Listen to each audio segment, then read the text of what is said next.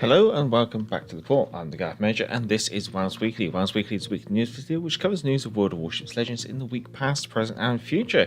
It's also a place where I can cover off some channel admin and give you maybe some little bit of teasers wherever we have them. Anyway, the headlines this week, we'll keep it short and sweet. Obviously, we have the racing mode, the April Fool's event, which is coming to the game. Rather surprised that they went ahead with the racing mode, considering it was a Hot Wheels collaboration. But I guess maybe the amount of tweaking they had to do was rather minimal. Furthermore, obviously, there is a little hill to climb in-game. Reference to a ship, maybe. Anyway, these headlines are more after this short break.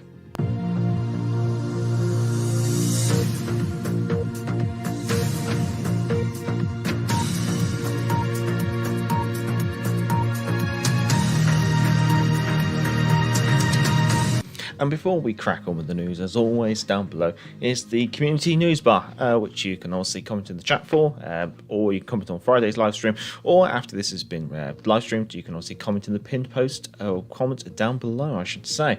Anyway, cracking on with the news. Obviously, this week we have seen the Racing Legends April Fool's event come to the game. Blog post is linked down in the description. This is going to be running for the next 3 weeks, so be prepared to endure. It's running from March the 21st until April the 11th, with week 1 obviously running from 21st to 28th of March, week 2 running from 28th of March to the 4th of April. Week 3 running from 4th of April to the 11th. Now, there are 2 tracks. One's basically a sprint where you go from the start to the finish, and then there's circuit, which is basically a circuit where you have to complete at least 2 laps. Now, generally, from when I've been playing, it seems like the circuit version is a lot more common than the sprint version. So that obviously must have a higher RGN when it comes to matchmaking. Now, while playing this game mode, you can obviously complete missions. These missions will grant you what is called Racing Legends tokens. Let's just say they weren't called that when Hot Wheels was doing the collaboration. Anyway, so the number of tokens that you can earn over the 3 weeks is capped at a maximum of 7,350, which means that when it comes to purchasing certain things from the store, you're kind of restricted in exactly how much you can get. Basically, you can't get it all, unfortunately. Now, the attainable rewards that you can purchase with your Racing Legends tokens are obviously the new American Tier 4 Premium Destroyer USS Hill, which I think is 6,250 Racing Legend coins, or you can purchase the cosmetic-only Commander Guided Bad Advice Captain and Racy Fishy. I think they're 5,000 coins each, and then obviously there are various commander progression items there, like a mission to get a universal accommodation, insignia, and promotion orders. Now, when it comes to the cosmetic-only commander guises, Racer Fishy goes with Japanese, German, French, Pan-Asian historical commanders, whereas Bad Advice Captain goes with the American, British, Russian, Italian, and Pan-European historical commanders. And if you're interested, they come with yellow tracers. Now, with the racer mode, there is also a leaderboard, very similar to Arena, but there is no cap on the amount of games that you can play. And the rewards are pretty much rinse and repeat from week to week, apart from some minor differences. So, the rewards are as follows. Every week, apart from the noted differences, for simply participating, you'll get 100 paint. For coming in the top 90%, you'll get 500,000 credits and the Racing Legends patch background. This is every week, and the duplicates, so if you get it in the following weeks, will be compensated with 15,000 credits. If you make it to the top 50%, it's 1 big crate, 500 Globe XP, and in week 1, there's the Racing Legends Novice Patch, and in weeks 2 and 3, it's 1 days of premium account. For the top 25%, you'll get 1 big crate, 1,000 Globe XP. For weeks 1 and 3, you'll get 5 promotion orders, and in weeks 2, you'll be getting a Racing Legends Racer Patch. Make it to the top 10, you'll get 2 big crates, 1,500 glow XP. In weeks 1 and 2, you'll get 1 universal commendation, and in weeks 3, you'll get the Racing Legends Champion patch. And if you make it to the top 1%, you'll get 1 pot of gold for 2022, 1 insignia, and 3,000 global XP. So the rewards are very much rinse and repeat, with the only differences being in the top 50, 25, and 10. For one of the said weeks, you'll be getting a actual patch symbol. How important that really is to you is up to you. But it seems like everyone should be able to get the patch background. So that's not too bad. And you never know, they might mess it up and give it away for free, like they did with the duck mode patch and background recently. So you may not necessarily have to actually complete this all. Anyway, also this week, USS Hill has become available in-game, obviously for doubloons in the in-game store. She's available obviously for 6,250 doubloons. There's also a standalone XXL bundle, which is available this week only, which gives you basically a number of in-game items and a commemorative flag that comes with the ship. And also she is available for the April Fool's event period only, available for 6,250 Racing Legends tokens, which is basically running until, I'll have to just quickly double check the other page of notes, until April the 11th. So you can actually get it for free if you want to. It just means you're going to have to grind up the Racing Legends mode, which may reduce your will to live, is the best way to put it. And last but not least, we have some bugs to report. These bugs are some cases wargaming's issues, other cases it's other issues, I guess you could say.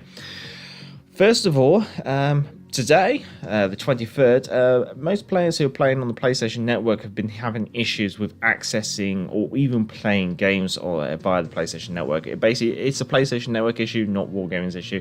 Wargaming did look into it and basically kind of passed the buck when it came to what was causing the issue. On part of the 22nd of March, medals were not being given out to players as part of the racing mode, so they're probably hindering people's progress there. But there's no real official comment on that I've seen, and there's no real compensation being offered as well. Furthermore, in the racing mode, there does seem to be a little bit of lag in between the player and the server, most likely.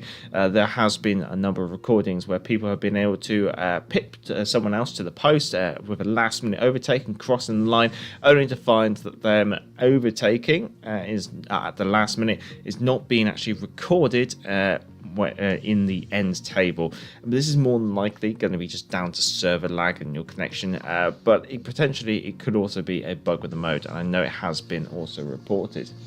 Anyway, that is all the news this week. It's been a rather quiet week, especially in comparison to last week where we had everything hit us at once. But I hope you did enjoy.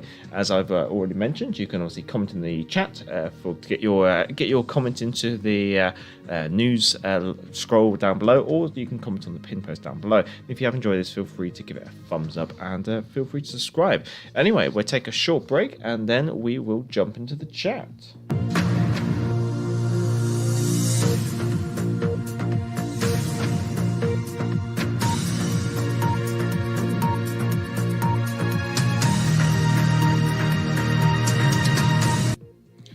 Stop press moment. It looks like we have an announcement on Discord, so I'm just going to be checking in on that. Thank you, Vaz, for bringing that to my attention, and I'll just read it directly off from Discord. But obviously we need one of those. Right, let's see. Basically, we've just received notification, so hot in from Vaz Vegas, our Canadian correspondent, that basically we can expect an hour-long maintenance period happening tomorrow, March the 24th, to improve the stability and rid us of the Racing Legends bugs, such as finishing and medals. So it seems like the medals is also still an active bug. This period of maintenance will be happening between 7 and 8 a.m. UTC, or 2 to 3 a.m. CT. I think that's Central Time, and that has literally just come out on Discord. Many thanks, Vaz, for the stop press news. Anyway, let's crack on with the news channel. Yes, well, not news channel news. Obviously, not really much to report. Just plodding along as usual. I haven't really got any foresight for you chaps, unfortunately. Nothing really scheduled in the works, but might be able to do a live stream this weekend, which would be quite nice if we can do that. Might see if we can do maybe XCOM, maybe something else. We'll have to see. And furthermore, obviously we'll be live streaming on Friday. This time it's going to be 19:30 hours UTC GMT, and I know that the clocks are going to be going forwards, I think. Yes, yeah, they're going forwards this weekend, so obviously the time period that I usually stream may shift for you guys in other time zones periodically until your time zones shift for daylight saving or whatever it's called. So yeah, we will be going into BST as of next week.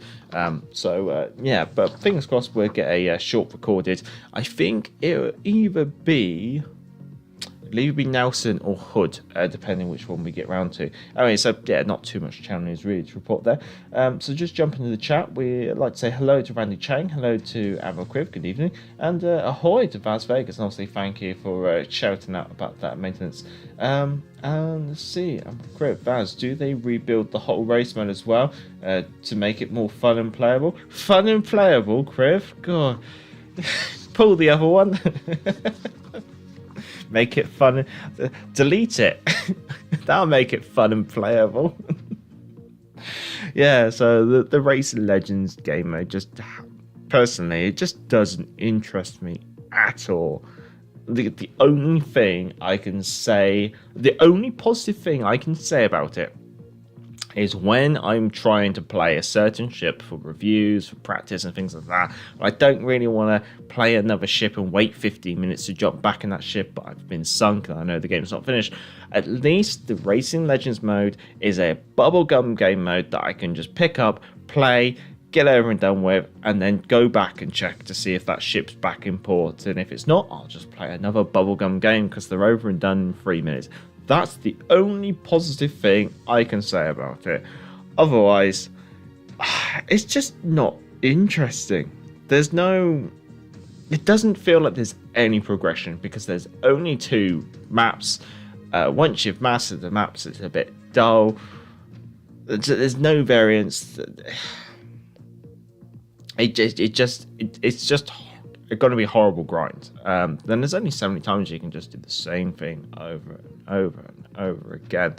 And they're expecting us to do this for 3 weeks. I mean, you must really, really want USS Hill for nothing if you're going to grind this hard. Because that's probably maybe the only thing. Either that or you want the commendations, promotional insignias. And to be honest, that's probably more worthwhile than having a premium tier 4 destroyer, in all honesty. And the guys is not worth it. Seriously, like, you really gonna grind the Racing Legends mode that hard just to have some pretty tracers for one historical commander?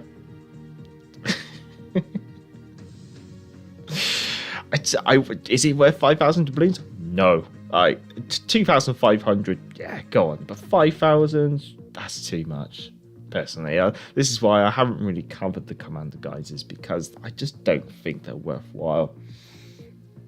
Anyway, countings have been fun with racing for a few matches. Drinking required. Maybe we have a drinking stream on the weekend.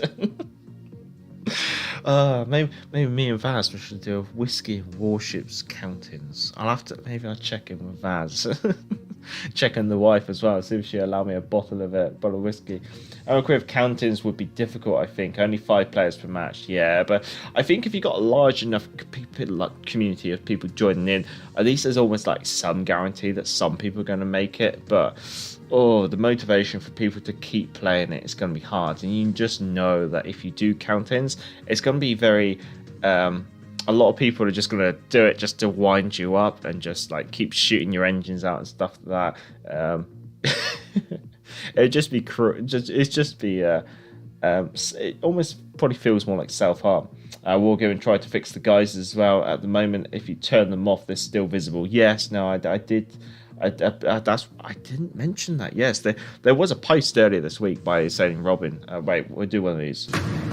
there was a post earlier this week which covered commander guises in game, and that the visuals of the commander guises could be turned off, which then was corrected like a day or two later with, "Oh no, my bad. You can't do that."